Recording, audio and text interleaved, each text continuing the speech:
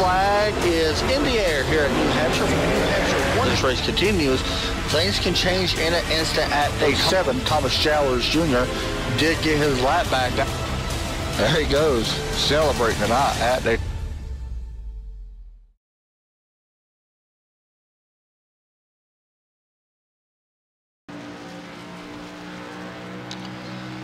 Welcome to, not the Daytona 500. Sorry guys, I had to change that.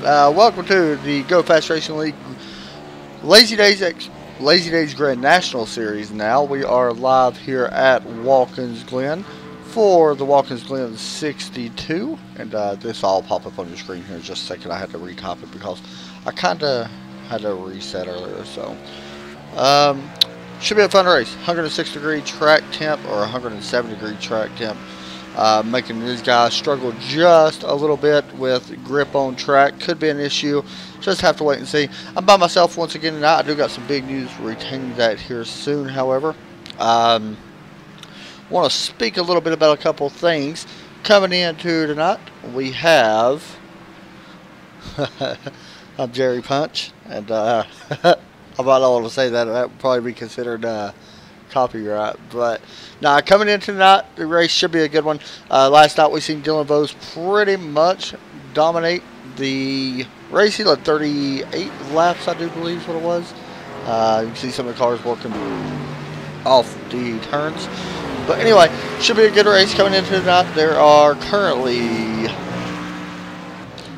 5 drivers, 5 or 6 drivers, I think it's 5, currently completely locked into the chase. Last week, back at Iowa, Dylan Vose picks up the win. He is currently second in the practice right now. And honestly, he won last night in the K&N series as well. So it could be an issue, and he may be able to get the win here tonight. We'll pause for National Anthem. Be right back right after this.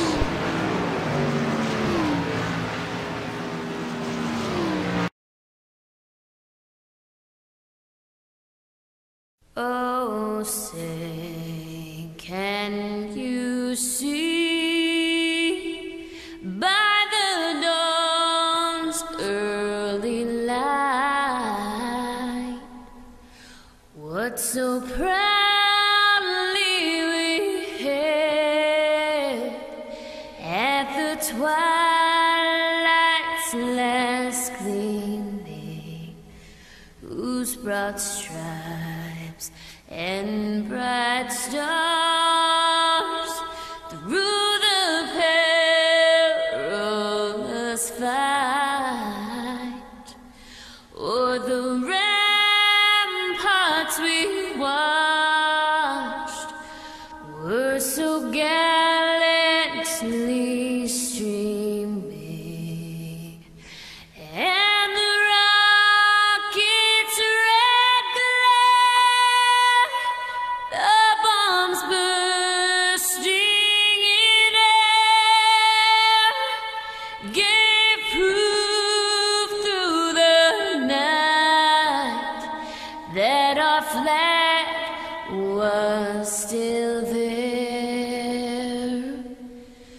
Oh, say, does that star-spangled banner yet wave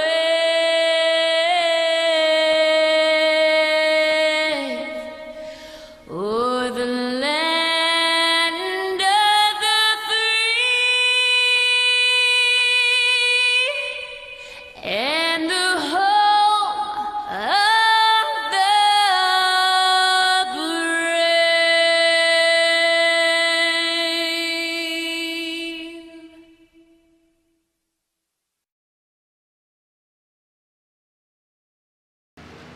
Welcome back to Watkins Glen for the Glen 62. About to get this race underway. We got about a minute or so left in practice.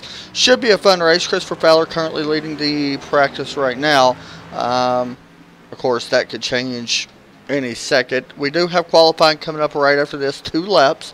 We'll interview our pole sitter as well. I did mention Dylan Vose was your winner last night in the K&N series. So what I want to do, actually, you know what? Let's not really do that because it'll take up a lot of time. Was going to give the track walkthrough, but not going to do that. Tonight, anyway. We won't. Anyway, I'm just looking at some stuff real quick. So coming into tonight, it looks like Eric Borelli comes in riding a pretty good hot streak. Finished second last week. Austin Marion finished third. Cody Blackmore, Eric Mincher, top 5. Next week, these guys go to Mid-Ohio for 68 laps. And then on to Bristol, which I won't be broadcasting Bristol because I'll actually be at the race. So we are not broadcasting that race, unfortunately, because I was looking forward to broadcasting. It should be a fun race, though. So, yeah, it's pretty much everything. Everybody's caught up. You guys can check all this stuff out at gofastracing.us and find out all the information about the Xfinity Series, the Delta Max Truck Series, and the Lazy Days K&N Series. Also, some news coming out. Skylar Allen not racing tonight. Skylar, thinking about you. And hey, Zach. Welcome, buddy. So Skylar Allen not racing tonight because he's dealing with some family stuff. So thoughts with you, Skylar. He's riding, coming in here 4th place in points, trying to get in on points. However, with him missing tonight, we'll have to wait and see what happens. Qualifying about to get underway, and it will be, all these guys heading out, we'll be watching who goes first. Qualifying officially underway. 2 laps of qualifying. It shows 10 minutes. All these guys do have to qualify. If they don't qualify, it is a black flag. So we'll wait and see. A little bit further. Here is the 65. Austin Marion rolling out of pit road. Going up through the S's. We got some different camera views that we're using tonight. So we're going to see how some of these work. Should be pretty cool, I think. Still riding on board right now with the 65, of course. Just now on his out lap.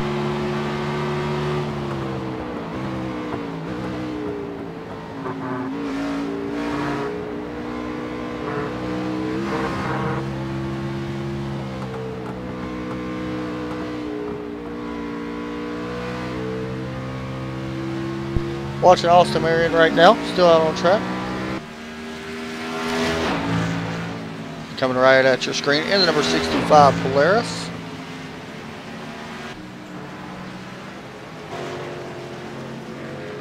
About to start his green flag lap. There's also a couple other guys out on track as well. Aaron Fowler, mentioned him out on track. Brandon Puffenbarger out on track. A lot of these guys still under out lap right now. Nate Anderson, you can see him in the number 1 Lazy Days car.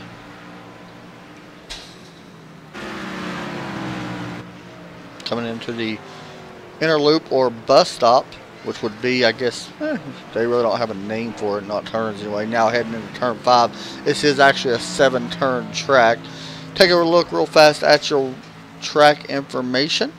8 turns. Track temp 106. Actually, it's 107 here at Watkins Glen. Here's a look at your weather.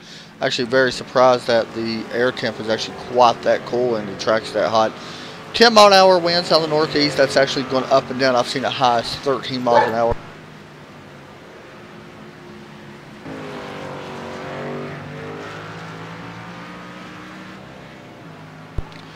And Nate Anderson going to start his green flag laps. He crosses the start finish line. Heading down into turn 1. He was having a lot of trouble with his turn in practice. Let's see how he does here. And this one rolls through it really good. Gets out wide. That's a really good turn 1. Hopefully that didn't give him an off track. He got a little bit of the grass there, but now up through the S's. We hop on board with the driver of the 1.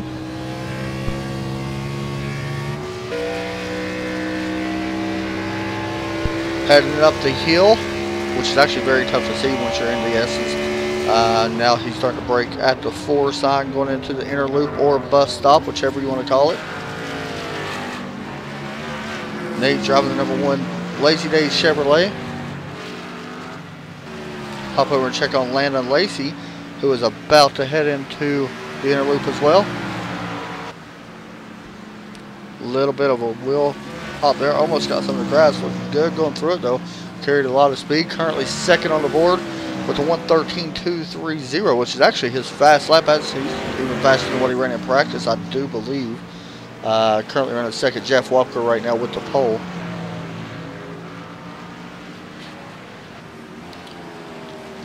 Into turn number 7. Landon running the number 35 Clemson paint tonight. There you go, pretty cool looking paint. It better be since I made it. Cross the start finish line. Let's see if he improves. Currently second, and actually he's going to slow down and not cross the finish line, so he will not improve. He will stay in second right now. Trevor Malone working out at turn number 8. See how he does here. I believe this is actually his first lap that he's about to put down. And it did not count his lap, so that's not good for him. He's going to have to restart, it looks like. Aaron Fowler may have went too wide. Currently in 7th right now.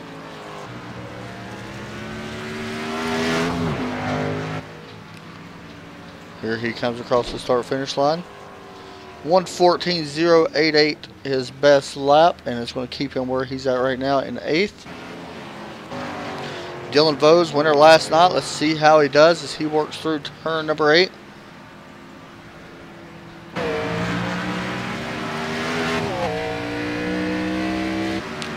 Cross the start-finish line, and Dylan Vose will not put down a lap yet, it looks like. So he's going to have to try another lap. It looks like he may have had something wrong with his first lap. Also, guys, we got a pretty cool couple camera shots, I believe, if they're still working. Hopefully they are. Let me check and see. We have one for the left front. Oh, there it is, but we're not going to be able to see it from there. So I'll have to fix it here in just a second while we go on a commercial break. So what we'll do, we're going to take a quick commercial break during qualifying. We'll be right back while I fix my camera view because apparently I didn't fix it right. We'll be right back right after this.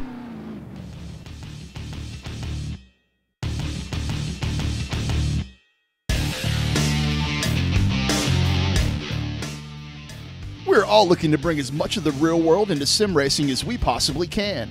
Our SimCraft Tilton Pro Sim Racing pedal sets are here to elevate your rig, improve your consistency into and through the corners, and give you the ability to dial in your perfect pedal feel.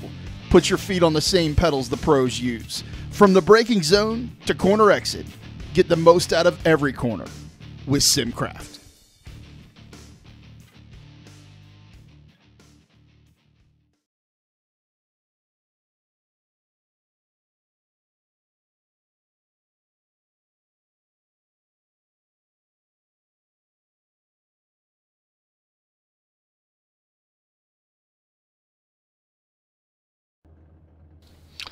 Back here at Watkins Glen, about to get this race underway here in just a few minutes. A couple guys haven't crossed the start-finish line yet. Everybody but 2 guys, it looks like, has put down a lap. Trevor Malone, unfortunately, looks like he may be receiving an EOL. Eric Minch, Eric Worley, both waiting to start towards the tail end of the field, so they're going to put down really slow laps. You can see Eric Minch. So one of the cameras I adjusted, and you can see right here, if you look right there around the tire, that's going to be glowing red tonight as these guys go into turn 1, which is pretty cool. And especially if they're on the brakes hard, so we'll be able to get a pretty cool shot of that, I believe, from this view. And I actually had it saved earlier, but so right now it looks like that the pole will go to Jeff Wepker, which I believe will be his first pole of the season, which will be absolutely huge. I'm trying to find out if that's correct. I believe it is. Let me try to find out where he is in points. Gotta look at my notes and find out. Wepker comes in here 5th in points, and this will be his first pole if he's able to hold on to it. So we'll see, which I'm pretty sure he will. So we'll talk to him in just a minute. Right now we're just waiting on qualifying to finish up. These guys should be crossing the start-finish line here just a few minutes. And yes, I can take a drink, by the way. Christopher Fowler also out there waiting. He's actually at the start-finish line, which is kind of surprising. He already does have a lap down. He's actually second right now with his number 2 Navy paint scheme. Christopher could be one to watch tonight as well. He does have a win, I believe, already on the season. Coming in here, I think he's only made a couple of starts, though. I need to make sure of this. I'll have to look here in just a second. He's made 5 starts so far, 2 poles for Christopher Fowler, and he does have a win.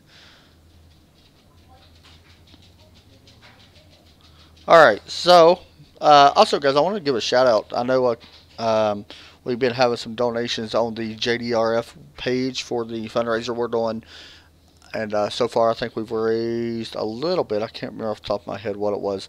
But thank you all for who has donated and shared the page. We still got a little over 20 days, well, a little under 20 days to try to reach our goal. But once again, thanks for everybody doing that. It's in the description if anybody wants to check it out. You'll see it. We don't see none of the cash, and it's all for juvenile diabetes. So thanks everybody for that. And hopefully we'll be able to do some more stuff here soon for that. Qualifying finishing up. Nate Anderson did cross the page or the start finish line. So it looks like Jeff Wupker will get the pole here tonight. And will lead us to the green.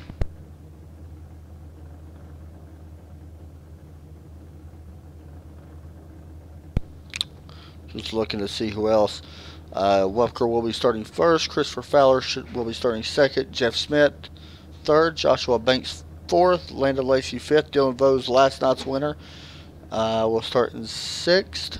Austin Marion seventh. Brendan Puffenbarger, Lee Granty, and Aaron Fowler will be starting in 10th.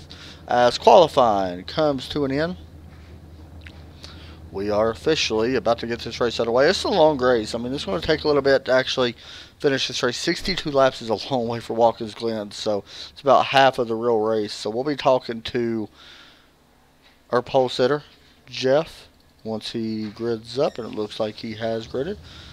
And that's a weird looking paint scheme, but we'll go ahead and bring Jeff in and talk to him. If he's in TeamSpeak. Is he in TeamSpeak? Trying to find him. Give me just a second. I do not see Jeff Wupker in TeamSpeak, so it don't look like we're going to be talking to him. And just making sure we may have to hop over and talk to... Go over and talk to Dylan Vose. He won last week. He is out on track now. One of our fastest in practice. Winner last night as well. Hey, Dylan, you got a copy?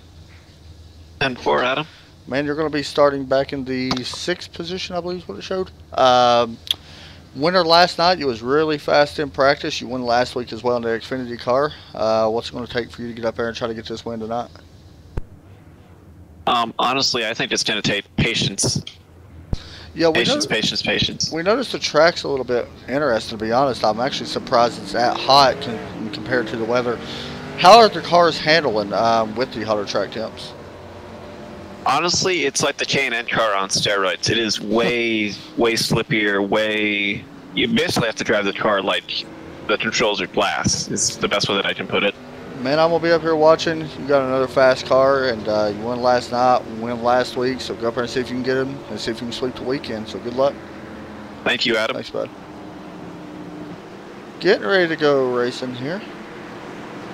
I did mention Jeff Wupker. You can see him. In the 09, not sure why his paint's not showing up yet, sorry. Everybody else seems like it is. But that's alright.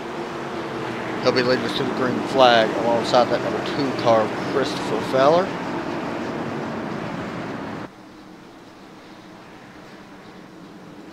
Guys, give me your pick. Who gets the win tonight?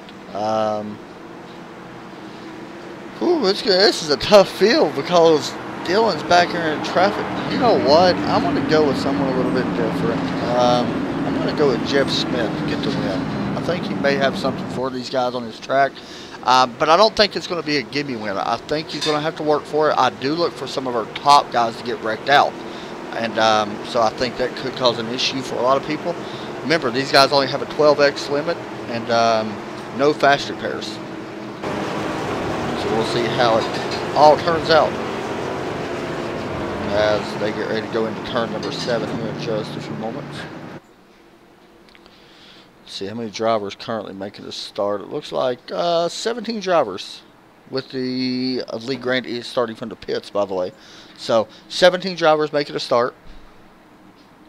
16 if you want to count one starting from the pits, it'd be 17. About to get this race underway. This is race number 20 out of the scheduled 36 races this season, so we are over halfway. Pace car pulls in. Green flag is out, and we're off racing here at Watkins Glen. We go down into turn 1. Here's where things can get very interesting for a lot of these guys. Already looking at 3 wide. There goes the 65 around. He does a good job. Nope, and he may have had some help on that one, I believe. Austin Marion has already blown up already and will be done with this race. He had help. Let's see what happened if we can find it. It's going to be hard to see it from this view. Watch the 65. The 12. Raymond Tolliner may have gotten into the side or come down, and also Nate Anderson was involved in that as well.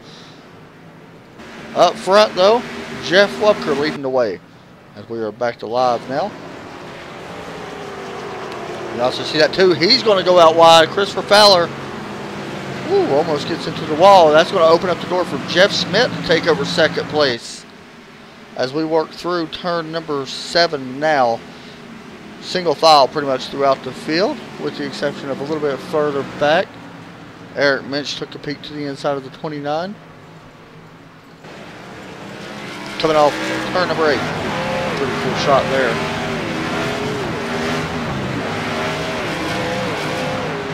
Also see the, looks like the 85 could be coming down the pit road. Trevor.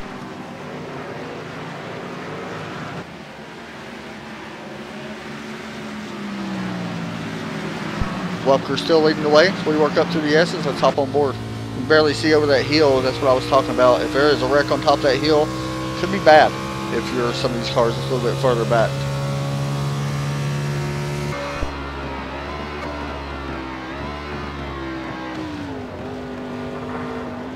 Riding on board now. Dylan Vose is up to the 3rd spot. Something must have happened to Landon Lacey. Oh yeah, he's got a little bit of damage on that back end. I believe that was from that original contact with Austin Marion and all that, which stacked up that inside line with Raymond Collins. It's also got a little bit on the front, so we'll have to watch out. He actually had the same thing happen last night, but come back and finished 3rd last night, so we're watching it. Pass for second. Dylan Vose taking a peek on the 61. Not going to be able to do it just yet.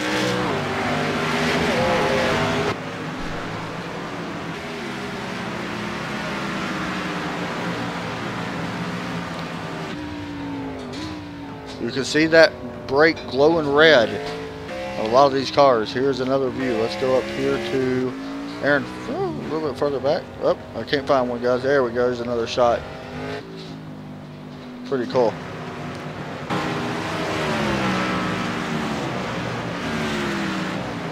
Dylan Vose still working on Jeff Smith for second place. It'll be tough to get through this part of the track with trying not to wreck each other through the inner loop or bus stop. Jeff gets a little bit wide there as he entered, but it's going to be okay. It's going to be right on that inside line. Right here's where Jeff's actually really fast compared to the 19 car. By riding that inside line, Dylan could actually be a little bit closer to that inside line to try to get the run out on the 61. That seems like that's hurting just a little bit.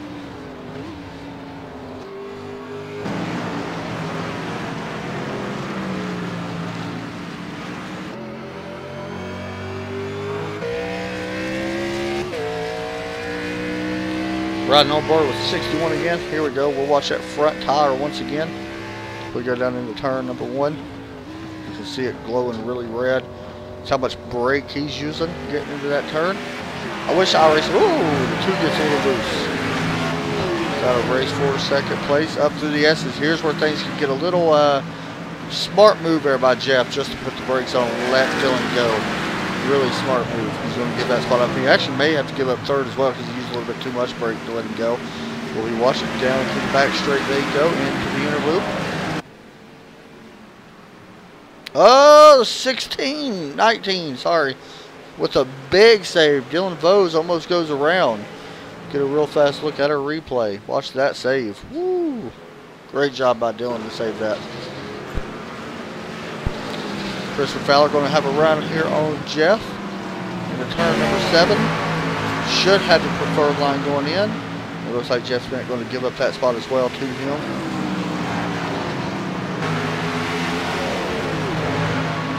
Big group of cars here. Eric Borelli, Nate Anderson, Pat Russia, Landon Lacey, Lee Grandy, all involved in this.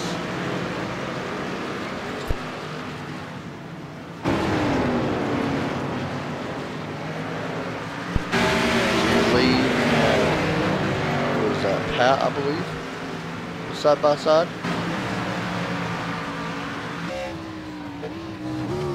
Riding on board with Lee Grandy. He's won back 2 weeks ago, or it was 2 or 3 weeks ago at Indianapolis.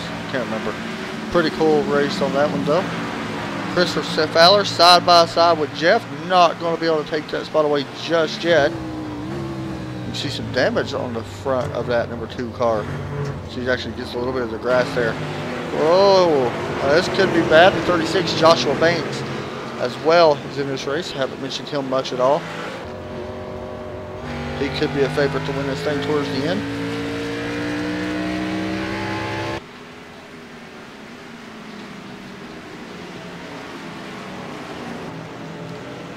Nate Anderson getting passed by Landon Lacey and Lee Grandy. That was for the 10th and 11th spot. Nate with a little bit of damage already on the front of that car. We'll hop on board and show you that. There you go.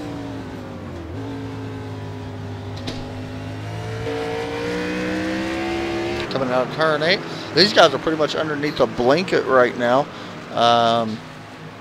They're a little ways behind the leader. I'm actually surprised. Landon, we talked to Landon in the pre-race thing before we came over there. He said he was having a lot of trouble in these cars compared to last night. He went really well last night. Now he's going to be behind 12, Raymond Tollinan. This is actually a battle for 10th.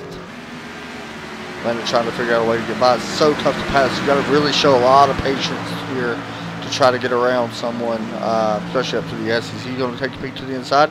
Will the 12 let him go? The 1 also looked to the inside. Oh, Nate Anderson going for a ride. And who else was in that? Raymond Tollinan also. Wow. And somehow Nate's rolling. No idea how he's even rolling right now. Oh, man. Nate Anderson went for a ride. Let's hop on board. I don't know if Landon Lacey knew he was that close, but really Landon had nowhere to go as well, and it really closed up fast on the 1. And he went for a ride, and somehow he did not explode or blow up. That is one of the strangest things I've seen in a while in iRacing. For some guy to get around somebody like that, but hey, it works. Back up for 3rd, Jeff Schmidt and Christopher Fowler battling out. Christopher getting a little loose out of the S's up through to the inner loop. These guys pretty much all underneath the blanket as well.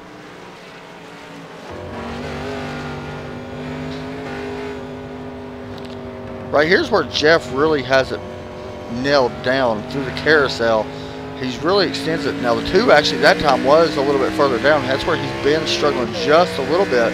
Did a good job getting down there, but unfortunately Jeff really has the best carousel I think I've seen so far tonight, with the exception of Jeff, who's leading out front right now.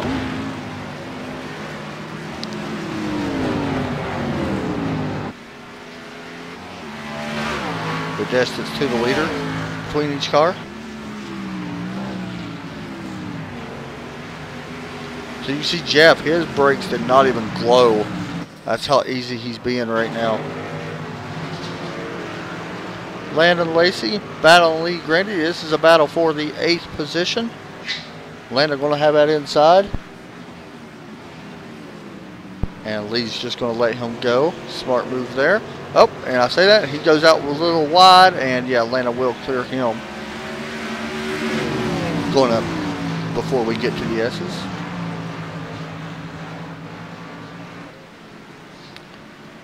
Newcomer, the 83, Chris Grandell, who actually had to go to the pits because of, I think he had to go to the pits, maybe not. He's back in 14th, started in 14th as well. Not seeing his paint, it looks like as well, so sorry about that. A couple guys we're not seeing paints for.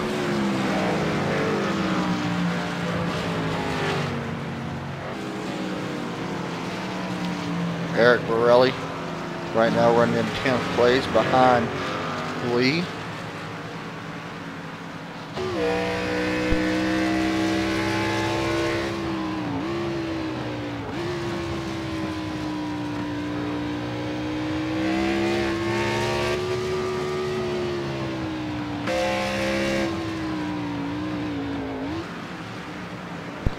CO2, Brendan Puffenbarger started back in 8th, up to 7th right now. Ooh, a little slow there. Exit in turn 1.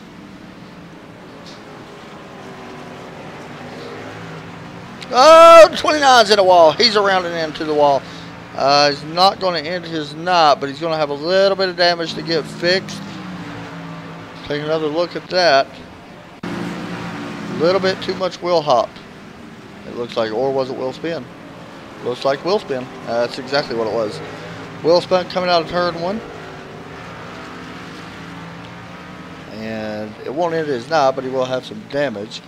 These 3 guys are still really battling. Christopher Fowler, Jeff Smith, Joshua Banks, and Aaron Fowler also in this mix. Ooh, Jeff gets a little boost there coming out of the inner loop.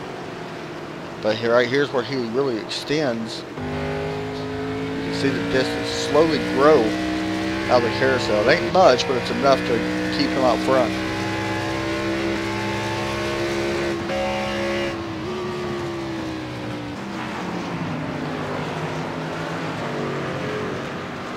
With that, guys, we're going to take a break. We'll be right back right after this commercial.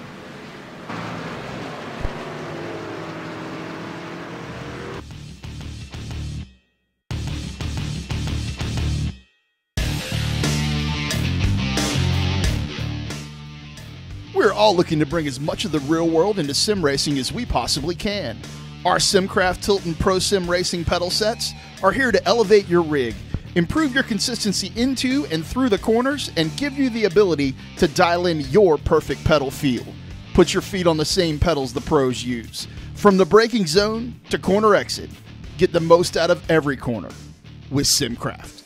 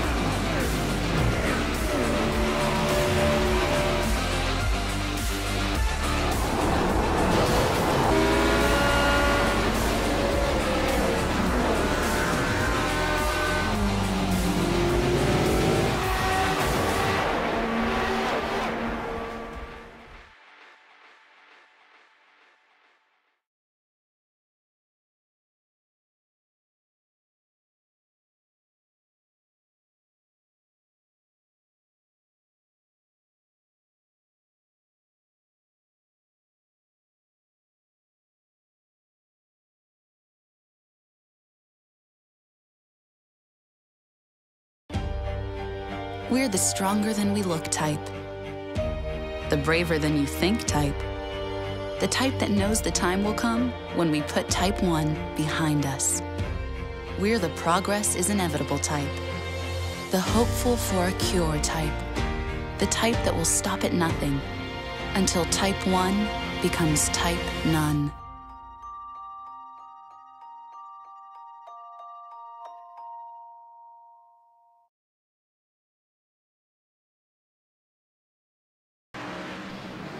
Back here at Watkins Glen for the Glen 62. Right now still leading Jeff Wupker. Don't have a win this season, but he's looking good so far. Has led a total of 11 laps out of the 11 that we've actually completed. Not far behind him, however, Dylan Bowes, about a second and a half back.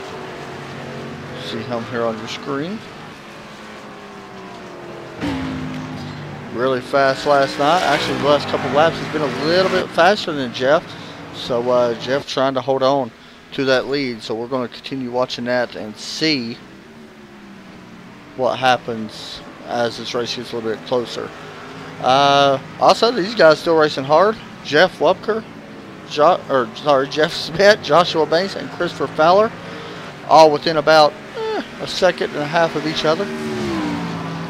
Pretty much our closest battle on the track right now is these guys. Also, guys, I mentioned the JDRF commercial.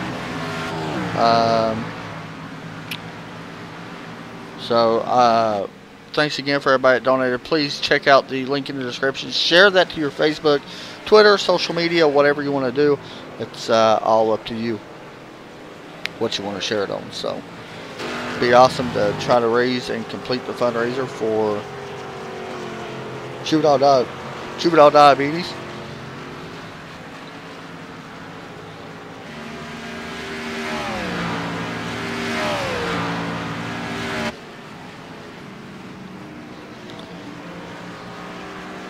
Looking out on track, Jeff Wupker has extended his lead just a little bit. Actually, last time by, he ran a 1:14 flat, so that's a pretty good lap for as long as this run's been going on. About 7/10 off of his fastest lap right now. Riding with Pat Russia, you see Eric Borelli right in front of him. This is actually for 8th place. Landon Lacey's doing a pretty solid job. He's may have filled out that car a little bit, starting to get some use, or starting to get some sort of comfortable in it. Currently running 7th as we continue to go through the field. Brandon Puffenbarger, who is up to 6th place after starting back in 8th. Driving a fast sign, Sim-Seats Lazy Dayz Chevrolet. Mentioned Landon up to 6th now. Sorry, I was looking at that wrong. Christopher Fowler just coming out of the inner loop, started back in 5th, or 2nd actually, back in 5th right now. He's actually got quite a bit of damage now on the front of his number 2 car still. Joshua Banks right in front of him, and you can also see the 61 of Jeff Smith. Joshua started in 4th, currently running in there. Jeff Smith started 3rd, currently 3rd, trying to hold back Joshua as we speak. Dylan Bowes currently 2nd, started in 6th place, and currently just running in 2nd as he crossed the start-finish line. This time by, he was just a little bit slower than our leader, as Jeff Wupker still leads, has 14 laps right now. Back to Jeff Smith. You also seen that brake glowing it once again.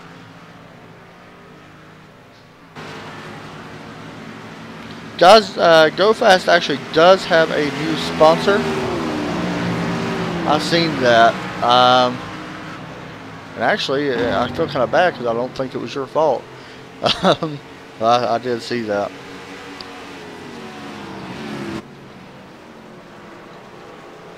So these guys do have a new sponsor on their series. If you want to, you can go check them out. Oh, Jeff Smith. Oh, keep it out of the wall. Oh, it gets rear-ended by the 2. Oh, man. Let's see what happened here. I thought he could have got avoided from getting hit, but looks like Christopher... Oh, no. Christopher Fowler had nowhere to go. It's not going to hurt Jeff. He'll still be fast, but he is going to have a little bit of optional, unfortunately.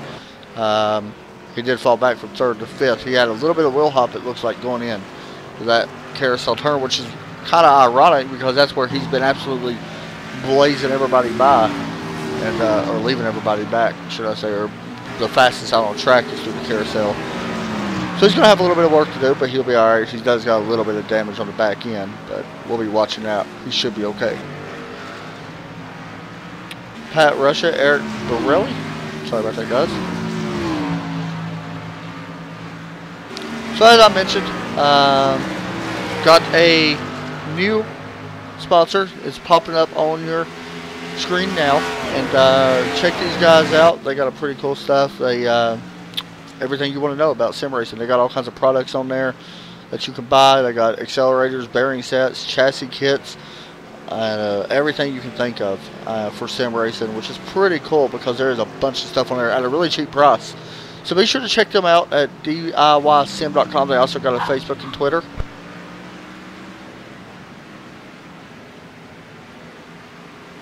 And also, if you could, if anybody's interested in it, you could message or send a email to Skylar at gofast.us, Land O'Lacey on Pit Road. And he will send you a code that you can use for 10% off on your purchase. So pretty cool. So here comes Land O'Lacey down Pit Road. This looks to be scheduled. He does got a little bit of damage, but we can see right now, looks like he is going to take 4 tires in the number 35 Clemson car. Oh, he's going to take 2 tires. I like to call just to go ahead and take 2. For guys that's out there wondering, maybe new to road racing, that is curious about it, you do not have to take 4 tires all the time. Now, next stop Landon may take 4, unless he's comfortable with his tire wear, which he'll probably be checking to see. So we'll see how that plays out for him. 8.3 second stop for Landon.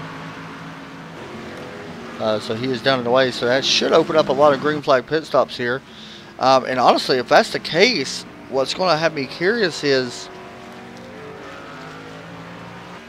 can Landon make it the rest of the way on one more stop? I'm thinking that he can. I'm pretty sure. Or we'll have to wait and see. This could actually come down to a field mileage race, to be honest. So we'll have to wait and see how this plays out for everybody.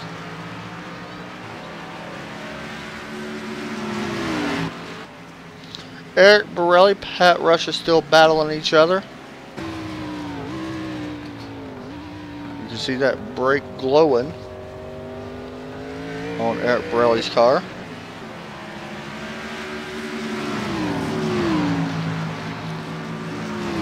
Going up the hill now to the S's. Anybody happen to watch the Xfinity race today? Pretty solid race. I'm going to be honest. It's actually really fun to watch. Kyle Busch, of course, got the win, but it was a pretty solid race. Not bad at all. I mean, it kind of, you know, with all the Cup regulars and stuff, I guess, racing, you kind of knew who was going to win, but all in all, it was all right.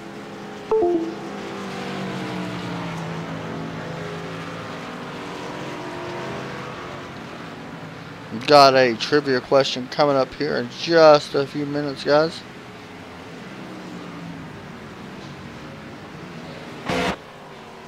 It should be a fairly easy question. I've been asking a lot of hard questions lately, so I'm going to ask kind of an easy one.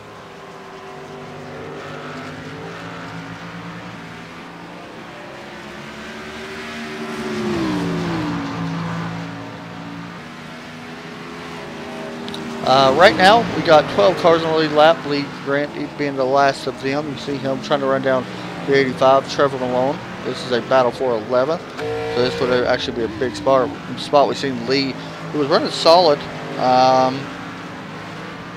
just have a little bit of trouble with wheel spin out of turn 1.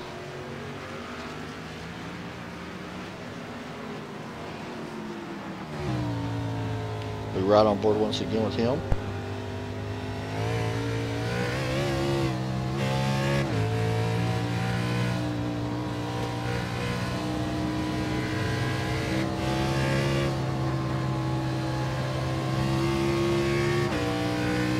Alright, my trivia question. Who has the most wins at Watkins Glen? What I want to start doing, what I need to do, whenever I start negotiating with broadcasting for certain leagues, and I'm not saying that now because, of course, we're already halfway through the season, but hopefully at the start of next season, I might be able to work out something. Even if it's just me doing it and give you winner of whether you predict the race winner or get the trivia question right, maybe give away a free pizza or something like that, which would be pretty cool. I've seen a couple broadcasters do that, and it's pretty cool. I really like the idea of getting the people that watch involved. Brandon Puffenbarger on pit road. So I asked the trivia question, who has the most wins at Watkins Glen? We'll give that to you here in just a few moments. As we ride on board with our leader right now, Wupker, as he works out of turn number 7. Into turn number 8, currently 19 laps led, about to be 20. He does have a 4-second lead over Dylan Vose. And once he completes his lap, that means that he will actually have enough fuel to make it to the end on 2 stops. So we know he's going to have to pit one more time. But the question is going to be is when.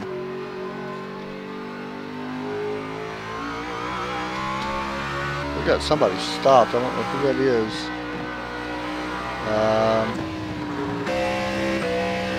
Trying to see who that was, guys. I really don't see it. Looks like they're going now, I think, so it's okay. But I'm not sure who that was actually stopped down low.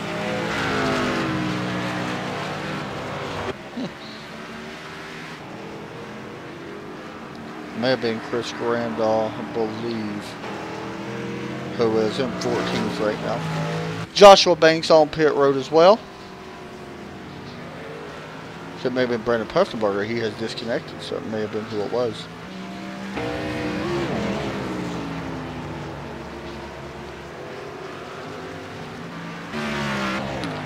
Welker's still leading. We'll be waiting to see when he comes to pit road. I would guess he would probably be coming this time. Nope. Want to stay out once again. Bo's also going to stay out.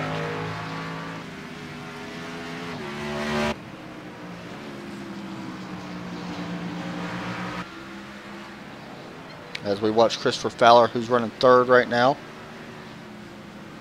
He may bring that car to pit road. He will.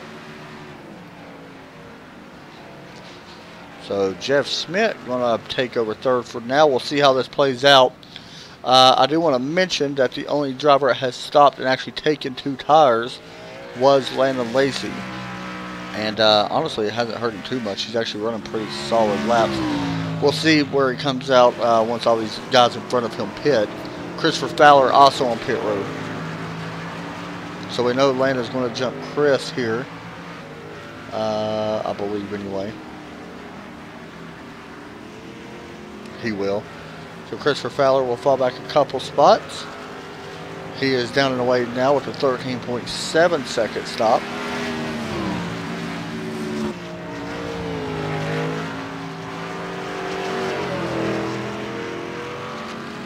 And Walker not coming to pit road yet again. So this is interesting.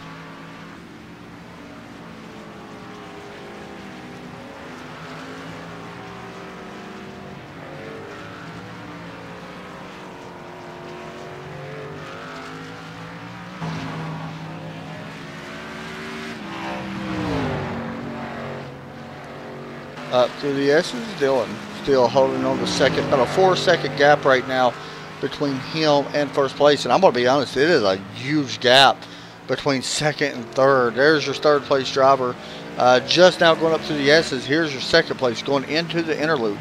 So you want to know what road course racing is like? This is where road course racing can really start to stretch out. And honestly, it can become, I don't want to use the word boring, but it really becomes that in a way. Looks like Pat Russia is on pit road, so Landon Lacey's going to take over that spot. Landon actually, where he pitted a few laps earlier, he's actually up to about where he's up to where he was pitted now, and some of these guys in front of him have not pitted, so he should be actually moving to the top 5 as long as he keeps running the way he is.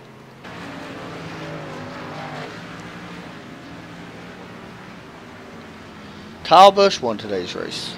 And honestly, it came down towards the end. It was a really solid race. It was just, you know, by any means, I'm no Kyle Busch fan. But I think I might have mentioned it on here a couple of times. I love his attitude. I like the fact that he gets mad when he don't win. I think NASCAR really needs that. They need a bad guy, and I really like it. And like I said, I'm not really a fan of Kyle Busch. See that slow car, by the way? That was a smart move. That's Chris Grandall getting out of the way, so a smart move on his part just to move over for the leaders. But yeah, I like the idea of him and his I don't care attitude if he don't win. I really do like it. I don't necessarily like the idea he races Xfinity and stuff like that, but you know, it does bring more people to the track, especially his fans. It brings his fans to the track. So after all, right now, said and done, Landon Lacey, who I mentioned, pitted way sooner than these guys. He's got about a 6-second lead right now over Christopher Fowler. Is up to 4th, which is very impressive. Considered where he was before he pitted. He was back in, I think, 6th or 7th. So he's doing a good job right now. on staying out, especially with the 2-tire stop. Now, next time he pits, he'll probably take 4 tires, I would guess. But we just got to wait and see what happens. He's still got about 20. Actually, he can go quite a bit of ways because our leaders right now have not pitted. They're on 25 lap tires.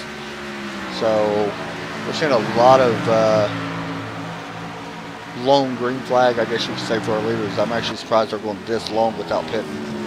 But apparently Jeff's comfortable with it. I mean, he's out to a 4-second lead still. You can also see Eric Borelli behind him. Eric's actually 1 lap down because he has already pitted. Actually, he just exited pits. So once Jeff pits, Eric can get back on the lead lap. Same as Trevor Malone, who's right in front of him. I'm going to be honest, I never thought Jeff was as good at road courses. I've just been wrong the last couple of times I picked the winner. I'm really surprised, honestly, at Jeff. That's cool. Next week, things get a little bit more technical. We continue road racing. Actually, for the next 3 weeks, really technical. Of course, we got Watkins Glen, Mid-Ohio next week. That race is going to be absolutely insane. If you all haven't watched Mid-Ohio, it's a track on iRacing that don't get a lot of coverage when broadcast because a lot of leagues or people don't race there that broadcast it, in these cars anyway. A slower car off the track. I'm not sure who it was. Joshua Banks must be out of the race. Back to 11th right now. And not sure what happened to him. That's the one bad thing about the overlay. It does not show me exactly who goes off track. And Jeff Smith coming down pit road.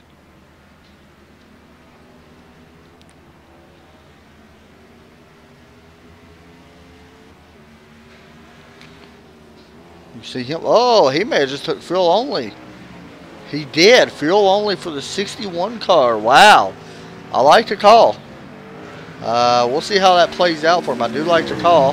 He's going to be behind Landon Lacey, but you know, we'll have to wait and see how that plays out. So right now he falls back to 4th, but a 2.7 second stop for Jeff Smith running in 4th. So we only lost 1 spot. Not bad at all. But our leader's still out on track. And we're waiting to see when they pit.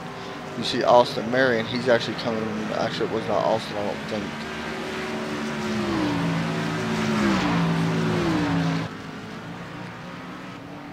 Pat Russia. Looks like he may have had problems in turn 1. Round he went. Right in front of 2nd place. What a save. So good for him. That was a really great save.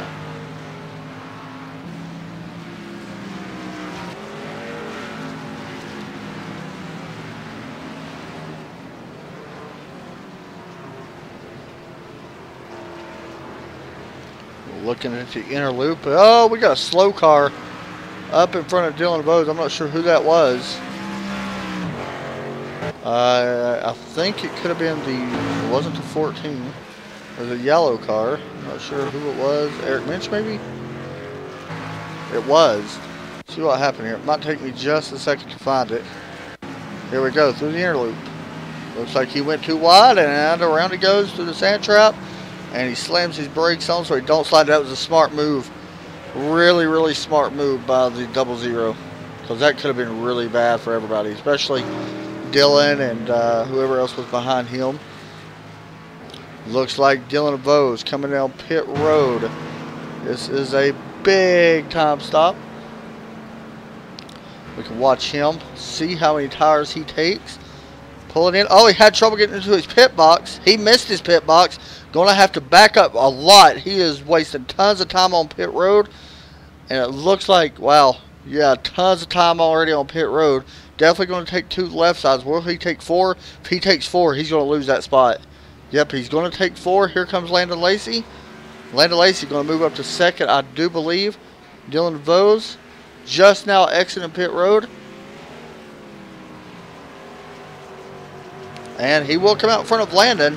But that was about a 19-second gap that Dylan, 44 total seconds on pit road. So it goes to show you, and caution flies here at Watkins Glen, I think. We do have a caution. It looks like we have a competition yellow that is being thrown. That's going to play some interesting strategy because it's hurts Jeff Webker. Because Dylan Vose, if you're going to throw a competition yellow, then you got to close the pits because Dylan Vose came out of pit road, and now Webker's going to be in a lot of trouble because he's going to have to pit, and Vose is going to jump up. Jeff Smith's going to jump up, I believe, unless he pits too. A lot of these guys are going to move up. I don't know. That was strange. So caution comes out.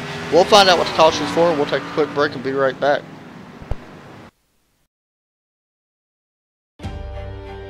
We're the stronger than we look type. The braver than you think type. The type that knows the time will come when we put type 1 behind us. We're the progress is inevitable type. The hopeful for a cure type. The type that will stop at nothing until type 1 becomes type none.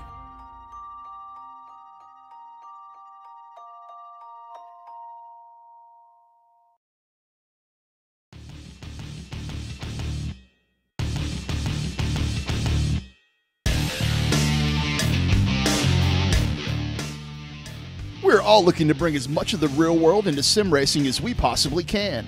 Our SimCraft Tilton Pro Sim Racing pedal sets are here to elevate your rig, improve your consistency into and through the corners, and give you the ability to dial in your perfect pedal feel. Put your feet on the same pedals the pros use. From the braking zone to corner exit, get the most out of every corner with SimCraft.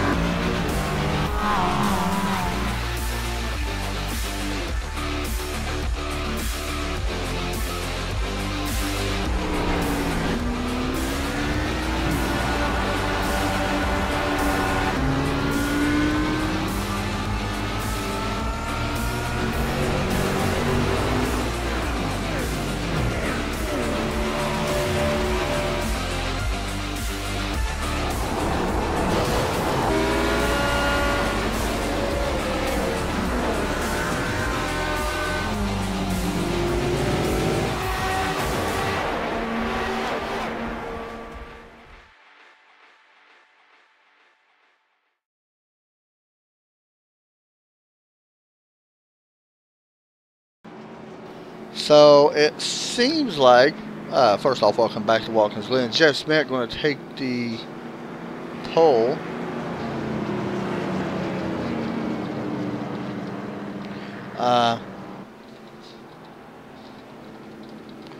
So sitting here looking, it looks like that was a competition yellow.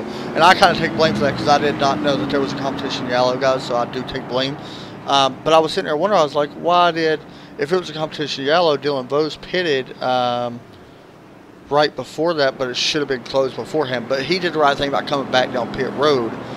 Jeff Smith may be in the right mind because I don't think these guys can make it all the way. We're thinking 28 laps for fuel is what we're thinking. So very strange, honestly. That was one of the strangest things I've seen in a long time. Looks like Landon Lacey pulling off pit road. He got most of his damage fixed. A couple cars pulling off pit road with damage. So right now it looks like we actually only got 8 drivers on the lap, I think. Jeff Smith currently your leader. Let's pull Jeff in and talk to him for a minute. Hey Jeff, you got me? Yeah, hey Adam, how you doing? Pretty good, man. Right now, up in front. And give me just a second. I want to move Landon out of here. So just in case we talk about strategy, I don't want him to hear it. You're out front right now. Of course, I think that was a competition yellow. You decided to stay out. Give me your thoughts. What was the plan for that? Well, yeah, I wanted to see if we could make it to the competition caution with the field we had, but that wasn't going to happen. It was thrown on 28 instead of 30, so maybe we would have. I took a splash just to make it to this caution. I'm definitely going to have to come in here and get more fuel, and I'm going to take tires too. So well, let me ask you this. I don't honestly think anybody can make it from here. It's 30 laps. We're thinking about 27 to 28 laps as far as anybody can make it, unless you really save a ton. You're one of the fastest cars out on track. How's the track handling right now compared to what you expected? Actually, you know what? That race yesterday surely helped a lot because it's slick out here again. I thought we were going to have a little more grip than today, and that's just not the case. Well, man, you're doing a good job. I know people are cheering for you. I'm cheering for you as well. I want to see you get that win, and honestly, you're doing pretty well so far. You may have something here, so good luck, and I'll be watching. Thanks, Adam. Thanks, buddy. All right. About to go back green. I believe this is actually not a double file restart. I believe this is single file. I think the pace lights are off. They are. So we're about to go back green. You see Landon Lacey about to catch the back end of the field as they work through turn number 7 now. About to go back green here in just a second. They still got to go through turn number 8. Pace car now going into turn 8 as we get ready to go back green flag. Pace car lights are back on. We're going to allow the field to catch back up, so pace car will be the lead. I don't think Jeff Wepker is in here. I was going to pull him in and talk to him. He is not, so I was going to pull in and talk to him. Let's pull in, you know what, let's do something a little bit. Oh, I was going to pull in a spotter that is spotting for Eric Borelli. You know what, let me do that real fast. Hey Eric, you got me? Yeah, Adam, go ahead, bud. I actually came up here to talk to your spotter, Tim, if that's okay. Yeah, man, 10-4, have at it. Hey Tim, you got me? Yeah, Adam, go ahead. Hey man, let me ask you a couple questions. Everybody knows that you're usually the spotter for the 14 car. It's out here. And how tough is it to spot on these types of tracks, especially going down into something like turn 1 here? I'll tell you what, it's a whole new ball game for me. Last night was my first road course spot. Right. You know, you got left hand, right hand versus inside and outside on a road course. So it kind of throws a whole a wrench in it. We also know you do a lot of crew chiefing for Eric as well. How much? I know you're not going to give nothing away during the broadcast because you don't know who's listening. But how much strategy is being played on these types of courses? Because right now we don't know if we can make it. It's very close on field. So how much strategy is being worked right now? Oh, there's a bunch. You know, I'll just say I've been pushing the pencil the whole race. Man, you do a good job on spotting, and I want to come up here and get a little bit different perspective. Eric, doing a good job, man. And I'll be up here watching you guys, so good luck. Thanks, Adam. Thanks, buddy. Thank you. Thank you, Eric.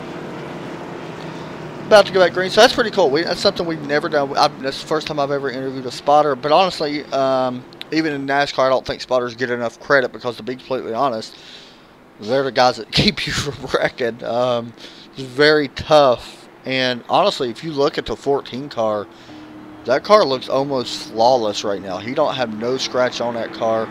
And that's really cool considering that this is a road course race and how much can go wrong here. So we're about to go back racing here once again at the Glen. The pace lights are off. This is single file restarts, by the way, since we are at the road course. Pace car pulls off, and it looks like Jeff Smith going to come down with the pace car. Wow, big strategy paying off here. We'll see how that plays out. Very, very surprised to see Jeff come down. So we're green flag. Back here again, Jeff Wepker going to take the lead. A little bit further back, 29, way off track. Lee Grandy way out there in the marbles. That was interesting. He'll be okay though. We work up through the S's. Landon Lacey putting the pass on the 65. Austin Marion, who's really underpowered, by the way. Austin getting involved in a turn 1 incident and blown up. We watch Landon now work behind the 14 of Eric Borelli, who takes a peek to the inside. This is a pass for the 3rd spot, I believe. Nope, I'm sorry, that's Trevor Malone, who was a lap down. We've got a good battle here for 3rd place. Landon Lacey takes a peek to the inside. Will he try to complete pass? This is an excellent passing zone. Not going to be able to, oh, puts a little bit of bump, I believe. On no, going to not put the bump over him. I thought he did put a bump to him.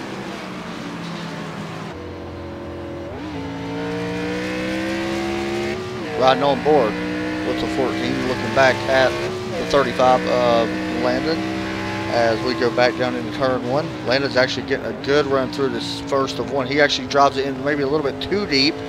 And, oh, he's going to go around into the wall. He's going to have a little bit of work to do. Wheel spin coming out of turn 2, or turn 1. Almost overcorrects into the outside wall. Honestly, he did a great job by putting it into the outside instead of the inside. Even though that was right in front of a couple cars. But I don't think that damage is going to be as bad as what we're thinking. We're looking now. No, actually, the damage looks pretty decent. He looks good. I don't think it's going to hurt him too much. You see, pretty good. Actually, not bad at all, which is kind of surprising. So we'll see how that plays out. He may have to try to use some strategy to get back up there now. But Jeff Lupker will be leading this lap.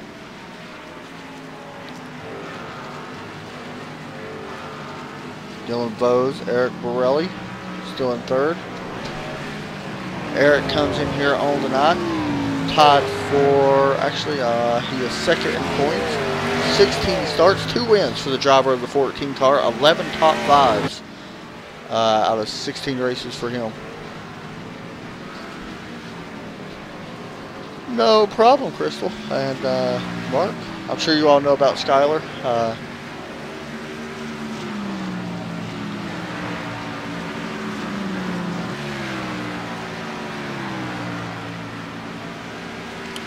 But yeah, Skylar not racing tonight because of some stuff going on with his family, so of course thinking about him. Eric Mitchell on pit road. I believe all this is scheduled, by the way. I think these guys are going to have to try to make it to the end. I don't think he can make it, so definitely going to pit for some fuel. Looks like Jeff Smith on pit road as well. Kind of strange to see that. Possible black flag on the 61 car. He pulls into his box. Yeah, black flag for the 61 of Jeff Smith. That may cost him this race, and that's not going to make him happy. He's going to go 1 lap down. You can see him. It's a 15-second hold, so he's going to be down and away, and ultimately that may cost him this race. He's got to be very, very, very disappointed in getting that black flag. He's going to have to try to race his way back around this 09. That's the only chance he's got. And I don't know. He's still looking at a top 10. And now he's in the wall. Hard into the wall. This may end his night. It will. Oh, hard into the inside wall. Or outside wall. Man. I was pulling for Jeff a little bit. I ain't going to lie. And unfortunately, that was my pick to win. Unfortunately, going to be done, it looks like, for tonight. We'll see how he finishes overall at the end of the race. I believe he is in the chase, though. We'll have to wait and see towards the end of the year. Number 9, Pat Russia, out on track. Driving looks like the Hurst Shifter Camaro, I believe. It is. Nate Anderson right behind him.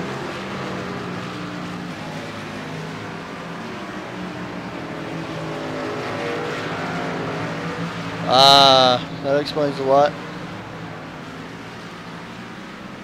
Man. That's strange it didn't open though, pace car. I see why, because it wasn't officially green yet.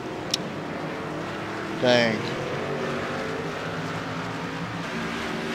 Well, he's a good road course racer, so we'll see if we can get it next week at Mid-Ohio. I'm sure he's got a pretty solid chance, and unfortunately it's going to end his night loading out. And, you know, I guess that's what happens.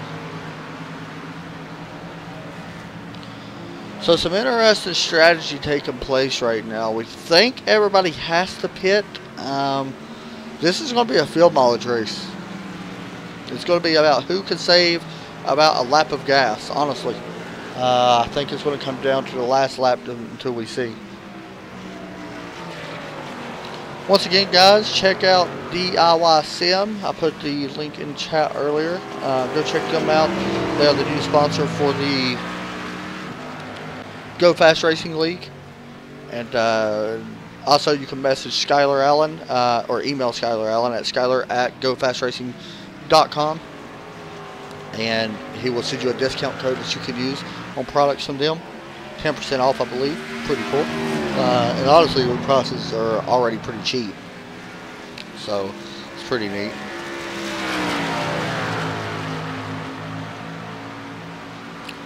Also, before I forget, I want to mention Joshua Banks. You see him out on track, because I didn't actually know what happened to Joshua. He was running top 3 and 4 at the time. You see him in number 36. His car actually don't look bad at all by any means, but he blew up, which is kind of strange. And I believe he is going to come back out on track here in just a moment. He's running 12th right now. So actually, he's still got a chance at a top 10 if he makes it out here within the next 10 laps or so. He's got a chance to come out. We'll see how he finishes. Also, make sure that you guys share. If you don't mind, you'll look in the description. You'll see something for, it says JDRF fundraiser. If you all click that link and go to that page, share that page, please, to Facebook, Twitter, email. I don't care how you share it. Text it to somebody. So far, we have raised a little bit of money for juvenile diabetes, which is pretty cool. And I don't really want to read the message completely, because I don't want to, you know, I don't want to. If you want to read it, you could go there, but I don't know if they want their name to be said, so I'm not going to read it. But the message that they sent, like I said, I'm not going to actually read who it's from. But if you go there, it's like tiltify.com, and you'll see it below, of course. And if you look, it says, I'm going to leave some of the names out, but one of them is for Bub Wilson. Actually, I can read that, I believe. Let me see. Hold on, I got a message real fast. Make sure it's okay.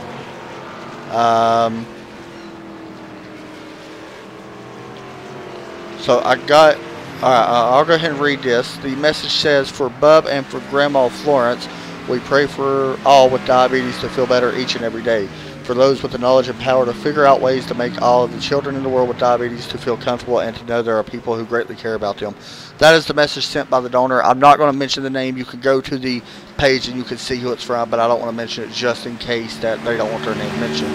So once again, thank you. You know who you are. You know who wrote that. Thank you very much for the donation for juvenile diabetes. That's very awesome. We're going to, no matter what happens, we're going to donate money from us, for TR, and we're going to put money in as well towards the end of the campaign. And I just want to see how much we can raise first. So right now I want to bring in Derek Pemberton, who's going to join me in the booth for the rest of the race. He just got home from a busy day at work. And Derek, welcome, buddy. Yeah, I've kind of been watching the race whenever I was on break right there at the end of the work shift. I saw like the first 5 laps. So so far the race has looked fairly good, I guess so to say, for a road course race with a bunch of guys that I don't know how the road course experience actually is. So hoping that, as this race goes on, things just get more exciting. Yeah, I mean, the race has been great. I feel bad for Jetsnet. I don't know if you caught it. I think I just pulled it up on YouTube to see how deep in the race you were, I think, when he wrecked. Yeah, he was actually, honestly, I think he was done pretty much anyway. He was running top 3. Actually, he took the lead and under the competition yellow, but he had to pit because he was out of gas. So he got a black flag and had to come back down pit road. So he did it as soon as the pace car pulled off, which is a smart idea. However, the green did not come out in time. So he got a 15-second hold penalty, and then he wrecked and it ultimately ended his night, unfortunately, because he was really fast. And that sounds like one of my kind of luck races it does. right there. It does. To be honest, I don't know completely. He was my pick to win, but I don't know if he would have had something for Wupker or not. Jeff Wupker right now, I never thought I would say that in a road race, honestly, because I know he's good. Like, I ain't taking that away from him by any means, but he was not on my top to win this race. And he has dominated. So far, 38 laps led out of the 41 get ready to be complete. So, 39 laps led.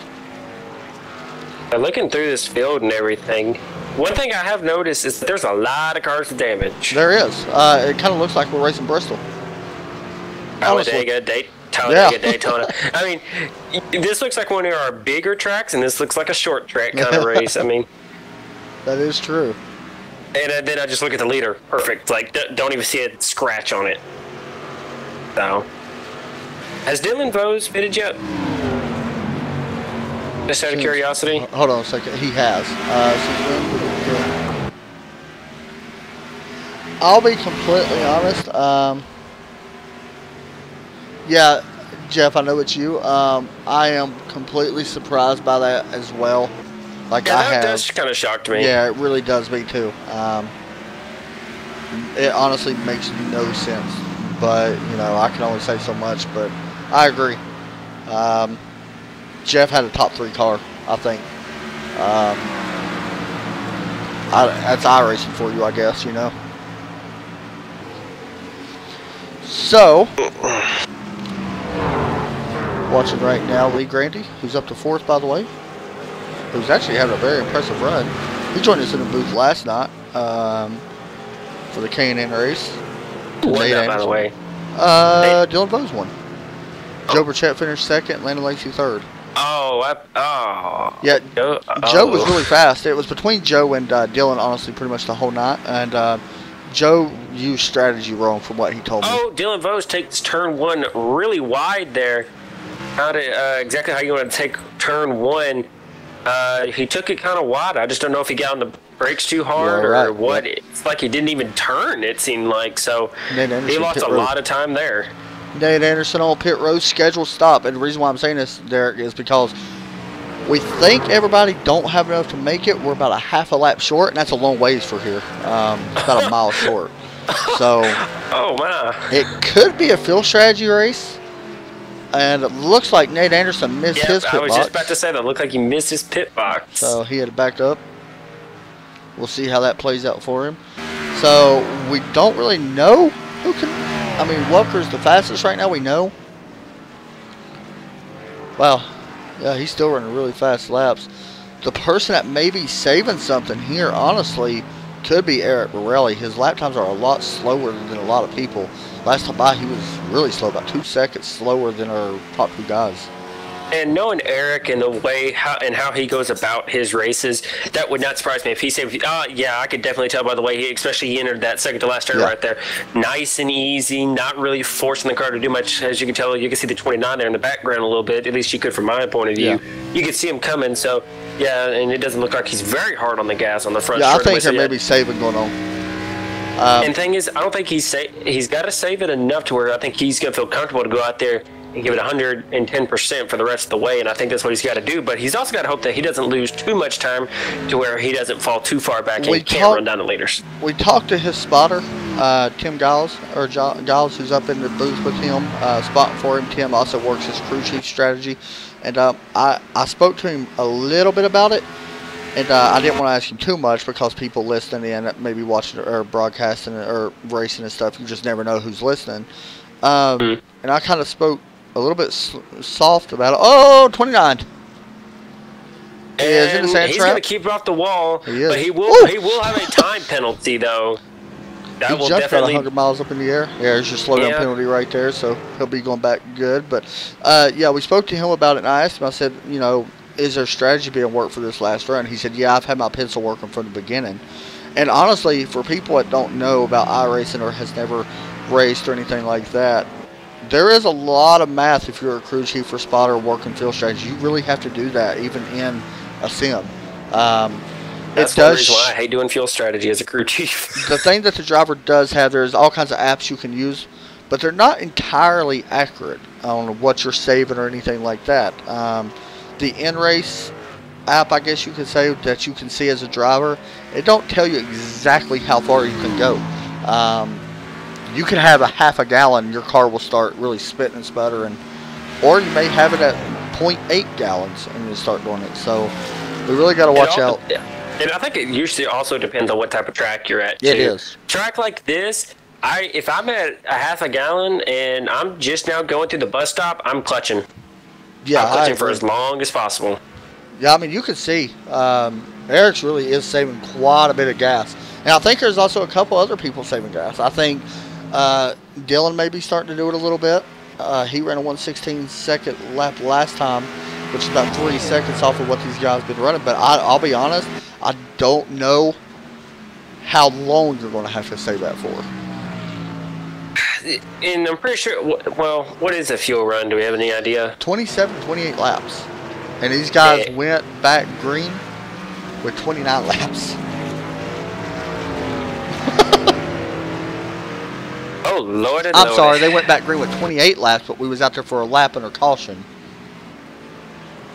Oh, boy. So yeah, it's right on the edge. Pencil's working. Yeah, it's right. Really, Dylan Bowes on pit road. Yep, I was just about to say that.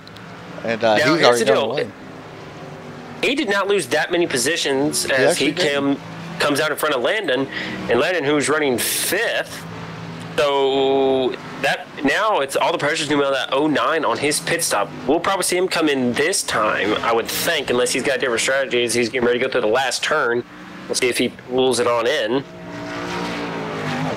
No. He does not. He keeps going. So we'll have to wait and see what his strategy is. No, I don't exactly know about tire wear here. I want to mention, Eric Minch also on pit road. Tire, you do not have to take tires. We've seen Landon actually take 2 tires last time he stopped.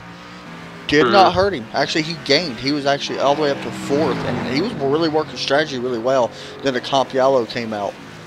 But I also want to mention the fastest stop so far of the race was just a few seconds ago.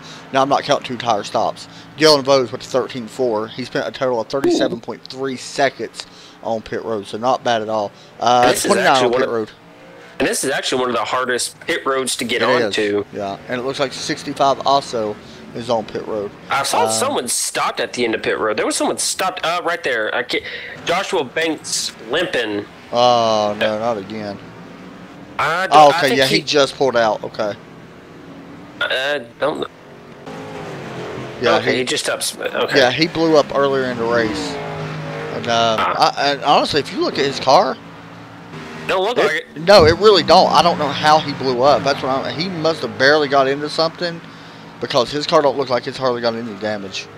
Well, I know this is going to be kind of a weird throwback, but remember last year's Brickyard whenever AJ Allmendinger hit the back of... yeah, it's true. Yeah. But his back end don't even have damage. Tapped him. Yeah, and I looked at his car. He didn't have any damage whatsoever. I don't know how he blew up. That's really strange. Apparently there's something that goes on that we don't know about. That's very strange. I mean, there's a lot of cars that were way more damaged. I know he got a lot of his damage fixed, but it would still be crinkled up, you know what I mean? Actually, when I went back and watched the replay, he just pulled off as soon as his engine stopped smoking. That's weird. I don't know how what happened. That makes me think it was just engine damage. You know what it could have been? It could have just been shifted down too early. I bet that's what it was. I bet he shifted down too early. Let's see, he's 23 behind. Yeah, he will get a few spots. He's still he's got a chance at a top 10 still. He's about 3 laps behind 11th, which is Christopher Fowler, and then he'll be about another 4 or so behind Jeff Smith. So he's got a chance to actually get into the top 10, which is really surprising. And thing is, though, I mean, he's not going to get any laps back. No, he's not. No, I mean, even with 23 laps down in an oval race, you're still not coming back from it. No, you're not. Unless you're like me in one race that I did one time. I got like 18 laps back in a race. So let me ask you this. Eric Borelli, we know, is going to try to make it, we think. My question is, has he gave up too much time to the leader? 29 seconds behind Jeff Wapker right now. Wapker can come down and just take fuel only. Yeah, and because I mean he's on the quote-unquote back straightaway heading into the bus stop. So I think Webker honestly has this in hand as long as nothing happens. And that's just it. That's what I said earlier, that his pit stop is going to be the make or break of his race. If he messes up that pit stop... Yeah, if he misses the box or anything. Yeah, it looks like Pirelli lost a little bit more time. And to answer your question, I think the answer is yes. I think Pirelli has just lost too much time. 30 seconds is a lot to gain. That's a lot. But as I look a little bit further behind, about 3 seconds behind him, here comes Dylan Vosch right up his bumper. So Dylan Vosch is about to be already back into second place, and he may be able to get in there and run down. Webker, is that what it is? Yeah, Webker. Yeah. Now Dylan may have a chance if he can get around Pirelli fast enough. I do think what could have hurt Dylan was 4 tires. I don't know if I would have took 4, because I don't think Webker will take 4. Not with this many laps to go. We only got, what, 12 to go? Actually... Oh, wow. I thought it was more than that. Yeah, we only got 13 laps to go right now. I just don't know if he'll have enough time, honestly. Now, if Webker goes and takes 4 tires, then he'll have enough time. Pirelli pit road. Okay, so he must have seen that he did not have enough to make it. So, honestly, the only one that may have enough to make it... To be completely honest with you, is Landon Lacey. No, Landon's on pit road as well. I was going to say, Landon may be the only one. We know Lee Grandy is already pitted, so he'll be good. I would just let you know, Vosch right there gained 2 seconds that lap. Don't be surprised if Landon don't take tires. Probably won't. It looks like Eric Borelli down and away, 2 tires only. Landon, Phil no only. Tires. Yep. I'm not surprised by that. He done it. He took 2 earlier, so he knows how the car is going to handle. He's going to come out still in 4th. And the thing is, you can tell, it actually looked like he gained a little bit of time there on Borelli. Yeah, he did. Borelli actually did take 2 tires. So he gained actually 5 seconds on Borelli. I'm thinking now, if I'm Jeff, I don't want to pit. That's just too much pressure to go on pit road to know that. Because you got to think 30 seconds is too long. 29.8 seconds right now. And to let you know, Landon Lacey pitted, did not take fuel or tires. His total pit stop was 27.1. So Webker would still be out in front. But by only 2 seconds. I just think that little bit more tire. Exactly. Would he be able to run him down? Oh yeah, most definitely, and especially I think Jeff's given up too much time now. Well, we'll find out. Webker still may be saving because he's on a 1:15-second lap last time by. DeVos is 1:13, so so 2 seconds gained last time by. And that's just it. Both he's been running down about 12 seconds. Yeah. I just don't know, just because when was the last pit stop for the 09? Just out of curiosity. They do not have resets. Like they don't have any fast repairs or nothing. So once you wreck, you're done. Well, they're not done, but they do not have resets. And honestly, you only got 12x limit. So, you know. They took that off for this race, thankfully. They did take it off for 12x? Yeah. Oh, okay. I'd be done at the first 2 laps. That's what I thought. That's why I ain't seen nobody disconnect. So, yeah, they do have 12x normally, but I'm glad they took it off this race. Because I know it sent a message that they still had it, so I'm glad they took it off. Yeah. Pat Russia, out of the race. He was running 8th. Looks like, I don't know, he's been on pit road for 3 minutes, so I'm not sure what happened. I just now seen it. So the number 9 car could be done. Wrecked it off of 1. Oh. He looked good getting down off in there. Wheel spin. Yep. That's what we've seen a couple Typical there for the part of the racetrack that he spun at right there. I've done that several times. So wait, who pitted a few minutes ago? Landon's up to 3rd. Oh, he got around Eric. Wow. That's a big pass. That's going to be big for Landon. Yeah, it will. Because where did he finish last night? 3rd. Oh, he finished 3rd last night. Man, he's about to sweep 3rd. Well, what's interesting is when we went green a few moments ago, he actually wrecked in turn 1. He actually wrecked into the outside wall. He spun it. He about did the same thing the 9 did. But you know how the 9 went to the inside? A bunch of people went to the inside tonight doing that.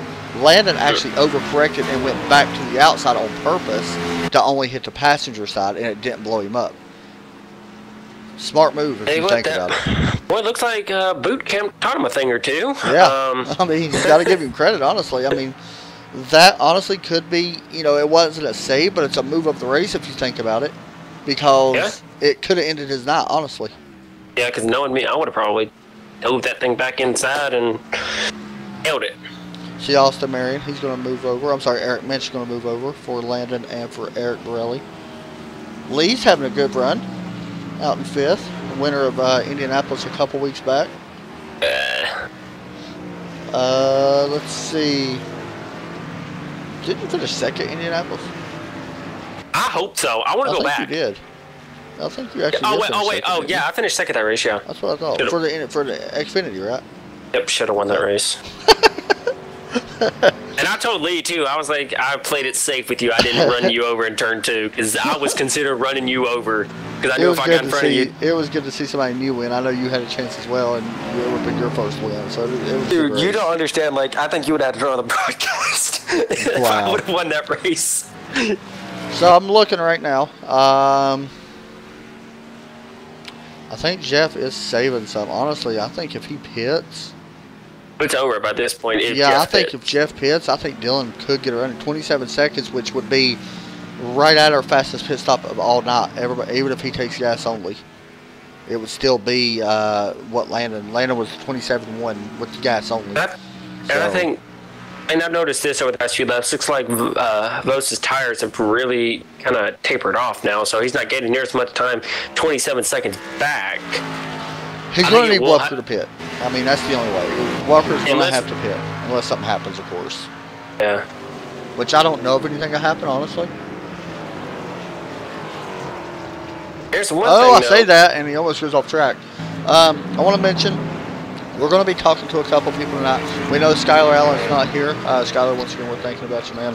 Hope everything works out. I can't say it on the broadcast. Okay. So hopefully everything works out with that. But we'll just have to wait and see how everybody else finishes out. Where Skylar drops in points. We know he'll drop a little bit for not being here. Landon wrecked and is out of the race. Poor buddy. Yep, coming up through the S's. Wrecked out, coming out of the S's, it looks like. Oh, I've done that all week in a truck. Yep, got too much of the curb. Yep.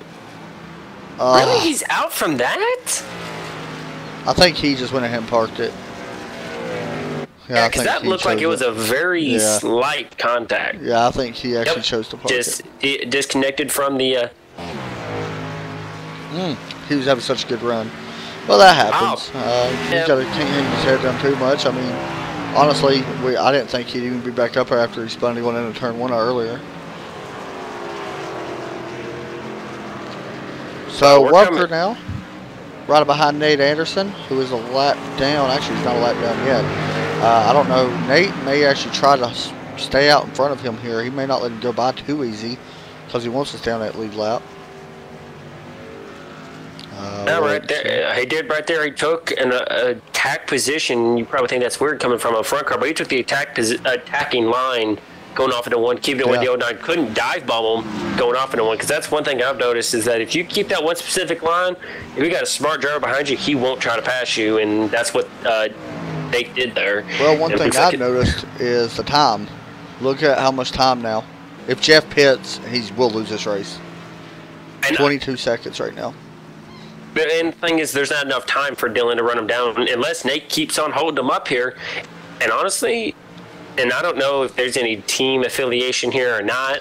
I don't know 100%. I'm not real sure on that either. But I know if I was Nate and Dylan was one of my teammates, I wouldn't make it look obvious, but I would hold up the leader. Tell you something interesting. Lee Grandy has moved into the top 3. He just got around Eric Borelli. Come on, Eric, man, I'm pulling for you. Come on. Wow, that's a big move for Lee. Whoa, did someone just go off track behind our leader? Yep, Eric Mish just went off. Jeff Walker on pit road. Oh boy, here we go. I don't know. I don't know if he'll have enough time. Yeah, because here comes Dylan. He's coming through the second to last turn now. Yeah, there's a chance that a couple of these guys may get around him. We're waiting to see. Coming through turn 8, Dylan Vos trying to take the win away, trying to win back-to-back races. Jeff Lepker pulling into his box, and he may have slid through it. No, he did not. But he will lose first place. No tires? No tires. So He's going to have to run him down. And my thing is, he may be about, what, 5 or 6 seconds behind. Yeah, and he's going right. to have, what, 6 laps to do it. Man, I don't know. That's got to be a heartbreak, though.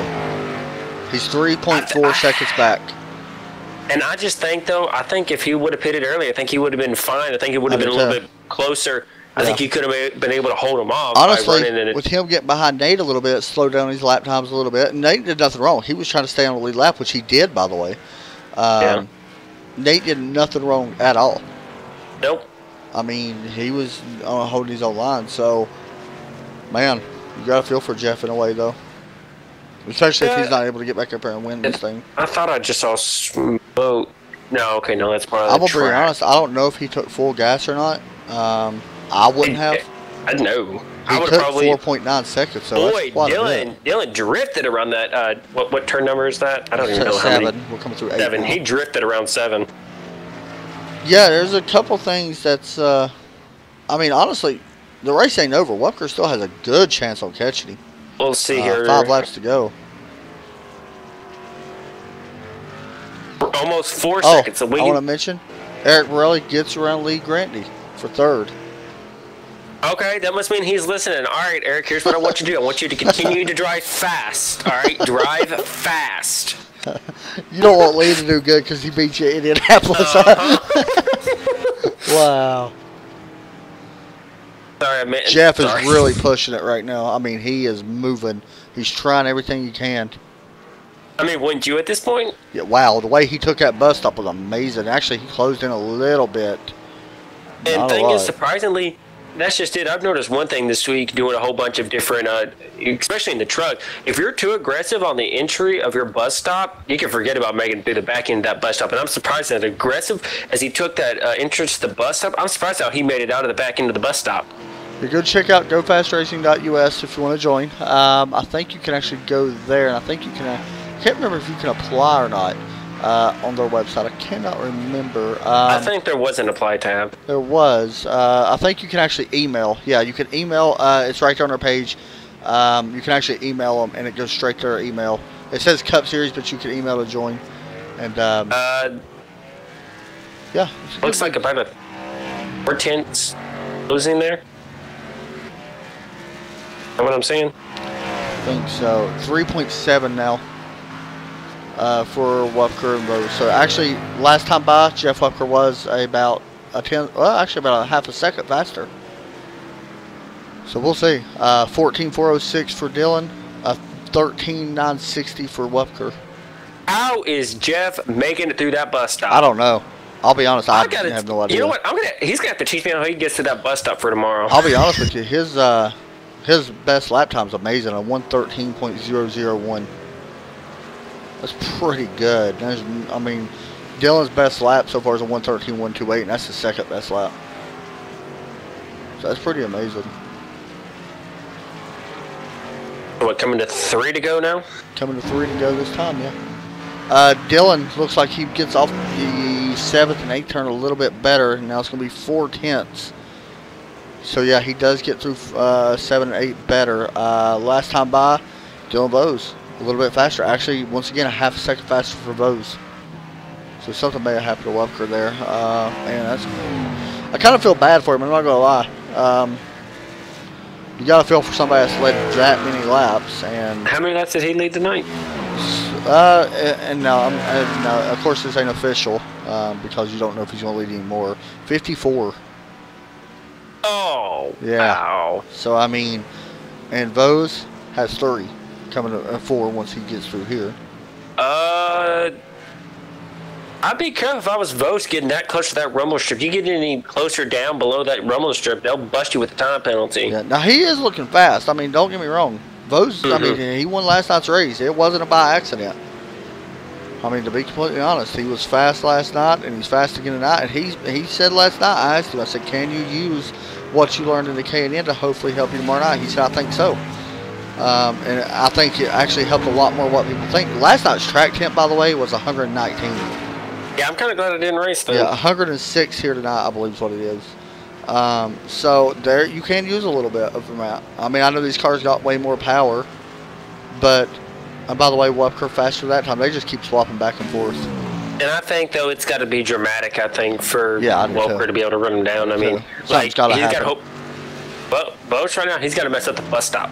I would think he's got to mess up the bus stop, and he's got to mess up turn 7 and or 8. Yeah, I agree. Answer. And they're about on that back straightaway apart. That's probably what I'm seeing on the gap. Coming to the bus stop once again. Oh, he got some of that grass. Oh, that's good. That's he went wide. Penalty. Yeah, now he will lose a little bit of time there. I don't think he's going to lose too much. He goes wide in turn 6, but I don't think he's going to lose too much. He did lose quite a bit. It depends on how Jeff gets so much better coming out of the carousel. Yeah, Jeff is really good in the carousel on the bus stop. Right here's where Dylan seems like he's a little bit better. The gap has closed to under 3.5 now. So he actually did gain over half a second that lap if we stay like now, what we are now. So white flag going to be in the air this time for Dylan Vose, who's trying to get win number 2 and actually go back-to-back for Xfinity because he won last week at Iowa as well. Actually, for the last, I think he even went to K&N last week. Let me check this, guys. Got through turn 1 all right. I got to get through these S's pretty good too. It seems like he's lost a little bit of time coming up through the S's as he is catching a lap car. This lap car should not cause any problems here. I just want to mention this. If Dylan wins this race, this is win number 4. He won 2 weeks ago. He won K&N back-to-back this week and last week. And he won Xfinity last week. And he's got a chance to win Xfinity this week. That'd be amazing if he is. You know what? Is he going to be the summer? I mean, he came on late. You got to give him credit. I mean, yeah, you need to come on late. He got to the carousel fine. He's got to worry about this lap car in front of him. I don't think he'll catch him. He's got to hope that lap car doesn't do anything. Wow, that pit stop costed Jeff right there. Wow. A lot of bit. Dylan Vose comes in here 15th in points, 1 win on the season, coming through turn 8. Make that win number 2 on the season. He comes through, across the start-finish line. Dylan Vose wins at the Glen. Jeff Wupker will come in second. And Eric Borelli should come home third. We got to wait and see. He's still working through. He's got a big gap over Lee there, so. Gotta feel for Jeff Wupker though. Honestly.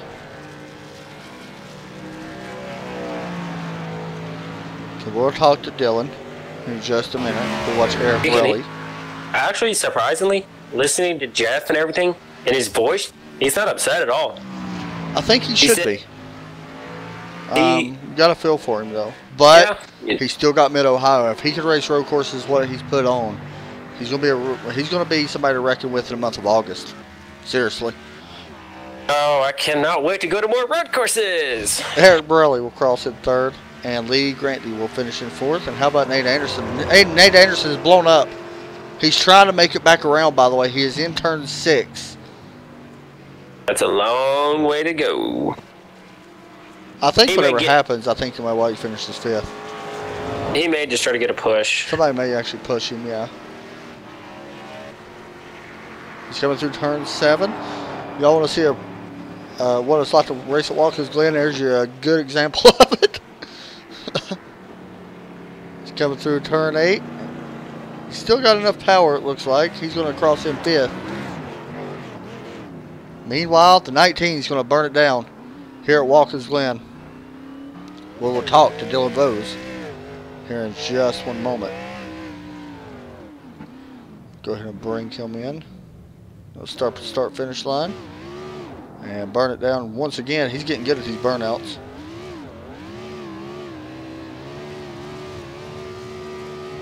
We will pull in Dylan Vose, who finishes in first place. Hey, Dylan, you got me. Dylan Vose, you got me? Yes, Adam Chapman. Well, You're getting pretty good at these burnout things. You won the K&N race last week. You won K&N race last week at Iowa. You won the Xfinity race last week at Iowa. You win a K&N race this week at Watkins Glen. You come here, you win the Xfinity race at Watkins Glen. Man, I want to be honest. I doubted you. I didn't think you was going to have enough time, but pit strategy worked in your favor. Talk us through that. Oh, all I knew is that I had to be within 20, 25 seconds of him when he pitted, because I knew I figured out, like, I don't know, 10 laps into that run that I wasn't going to make it. So I ended up just winging it, essentially.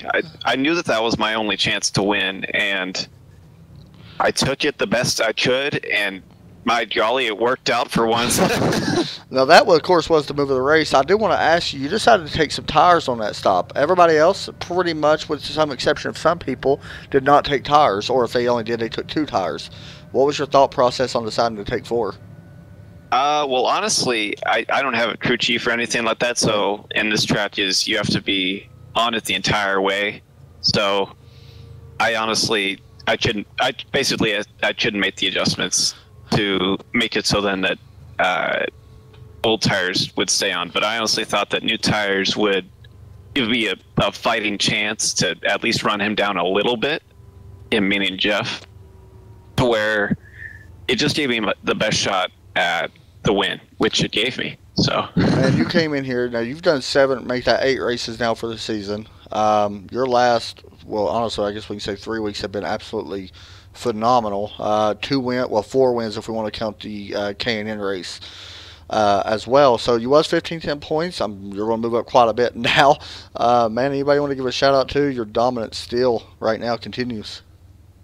Yeah, I'd like to give a shout out to my friends and family. Again, Jeff Schmidt for setting up the practice session on, what is it? I lost track of the date. Friday or no, Thursday. It was Thursday, right? I think so. Yeah, on Thursday, to where I was able to get practice in, which, like you say, practice makes perfect, and I guess that's true. Even in a fixed setup and a car as crazy as this. Man, you proved me wrong. I didn't think you was going to be able to get the win. It's awesome to prove me wrong. I know. Good job, buddy, and go out there and see if you can win Mid-Ohio. Oh, I'm not sure if I can win Mid-Ohio, but then again, I didn't think I'd win this one, so we'll wait and see. Man. Good job, buddy. Thank you. Next up, we will talk to, I believe, 3rd place, Eric Borelli. Once I find out where he's at, there he is. Make sure Jeff Walker's not in here. He is not. Hey, Eric, you got me? Yeah, Adam, go ahead, bud. Man, fun race all in all. You started back in 15th, managed to finish out 3rd. Talk us through it. Are you happy with the outcome? Yeah, definitely happy. We were happy actually with a top 10, let alone a top 5. Yeah, we just kind of played the strategy game a little bit. We kind of short pitted for fuel. Last run, we didn't get any tires or anything. We just picked up some fuel again. I mean, all in all, it was a pretty good night. You know, we kind of knew that, you know, some guys were going to have issues. That's why we kind of laid back a little bit. We were just kind of waiting to let everything take its course and then pounce on it towards the end. Well, let me ask you this. This is the first of many road races in August. Next week, Mid-Ohio. We'll see how that plays out. What's your thoughts on going there? I have not turned 1 lap at that track yet. So, you'll hate it, so needless to say, I'm going to be practicing my butt off this week at there and getting familiar with the layout of the land. Yeah, it's definitely way more technical, but this place is definitely not easy, and you cross in 3rd place. And I believe, let me check the points real fast before I give you 100% say so.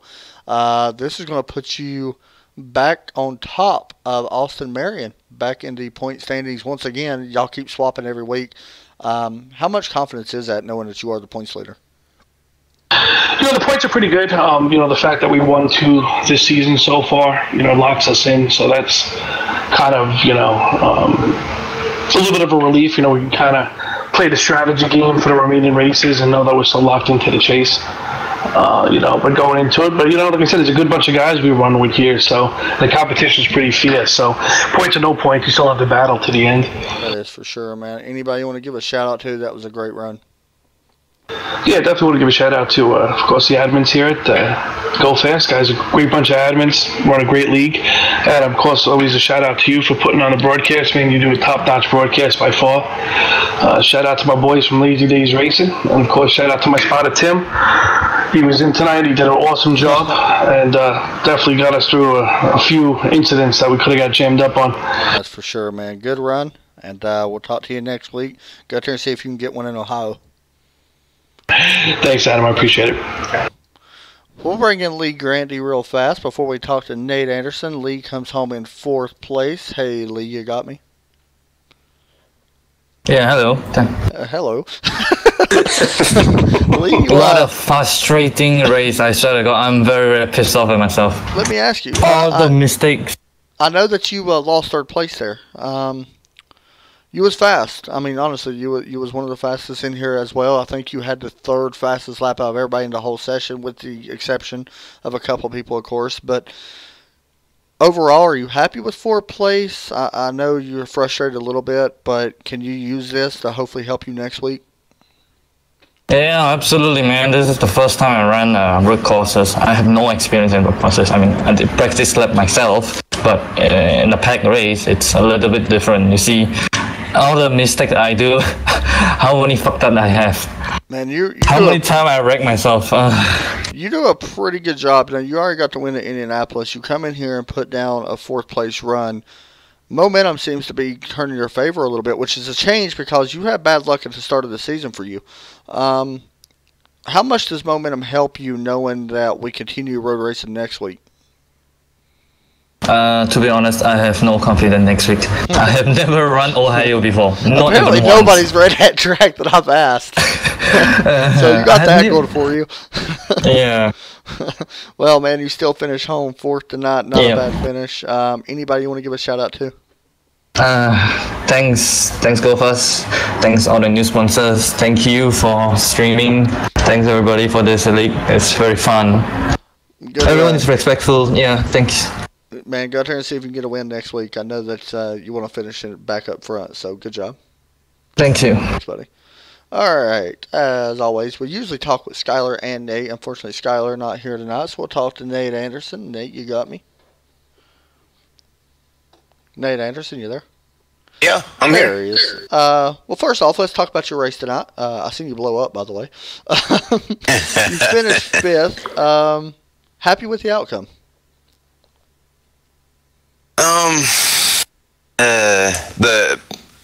I mean, for what the race was, yes. Beginning of the race was kind of a demo derby, but I kind of got screwed up there at the beginning of the race, right. And then overall it wasn't too bad. I'm happy with the top 5. Yeah, I mean, we know that, Watkins Glen is one of them places that kind of, anything can happen. And, you don't race the Xfinity Series a ton, I don't believe. How many races have you done? Not that many. 9 races now.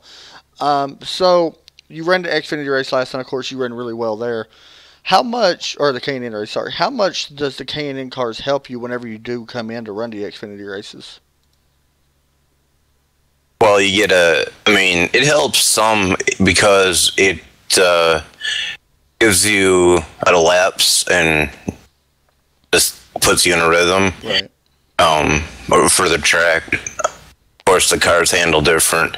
I know these feel like their Xfinity cars are so much, they feel heavier. Right. The K&N cars, but that's just my opinion. Now, we know that, of course, this league, or Go Fast, should I say, league, has a new sponsor, DIYSim.com. Of course, the leagues wouldn't be put on without the main sponsors, Go Fast, or Lazy Days Racing for the K&N, and Xfinity, of course, down to Mike's Truck Series. Man, you do a good job on running this league. You, Skylar, all the admins, Eric, and I know all them. Y'all work hard on trying to get the league top notch. I think we even picked you up another driver tonight, by the way. So hopefully he'll get in here and run with you all. But Nate, another good run, man. Anybody want to give a shout out to? My guys at LDR, my teammates. there, Lazy Days Racing, of course. DIY Sims. My wife actually for letting me race tonight. And that's about it. By the way, you were smoking up, but you finished 5th. Good job. We'll talk to you next week, man. Thank you. Thank you, buddy. Derek, you came in a little late to help me finish off the broadcast. What's your thoughts? Derek Pemberton, what's your thoughts? Good talk, Derek. My mic was muted. I was sitting over here talking to myself for like the last 3 minutes. Like I said when I first came in, of course I kind of watched the start a little bit on my own, but was hoping for a good finish, and I think we got the finish that I was expecting, that I was actually hoping for. So can't really complain. Overall, good race. You know, these guys are a lot better at a road course than what I thought they would. So I guess that's a plus. And can't wait to. I don't think I can run Saturday, but I think I can run Thursday night, so I can't wait to go run that. Wait, where do the trucks go? Oh, sorry guys, I hit the wrong button. Where do the trucks Or Thursday go? and Friday, I think I can. I don't think they go to Mid-Ohio. Oh, good, so I may have a chance at I think that. the trucks go to Michigan. Dude over here going to die because I just told him that. And the K&N may go to Mid-Ohio. The K&N goes to Mid-Ohio. So, yeah. It's going to be a fun race. Well, Thursday I can't get here fast enough. So, yeah, guys, we'll be live again for Go Fast next Thursday for the Down to Mike's Truck Series at Michigan, and then Friday, Mid-Ohio, and Saturday at Mid-Ohio. We will be live again on Monday for the Red Light Racing Series, Red Light Racing Scrambler Series. We'll be live for them. They will be running the Cup cars at Watkins Glen. That's going to be a fun race, so we'll be back here on Monday. Ooh, you're crazy. And then on Tuesday, we'll be back once more with the Dynasty Racing League. A couple guys from here actually running that as well. I know James Pandolf, who runs in here sometimes, runs that league and does a good job on running it. And we'll be live from, where did we go on that? Let me think. I believe it is, just a second. I actually have it pulled up. We will be live from Dover. That's right. So that's going to be a fun one.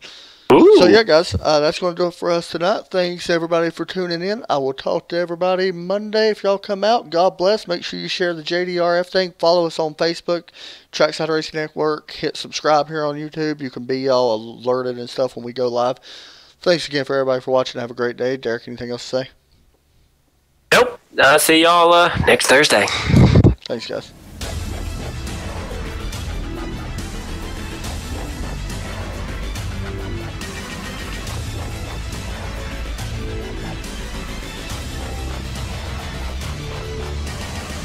Flag is in the air here at New Hampshire.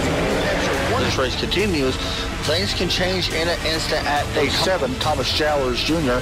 did get his lap back. There he goes, celebrating tonight at day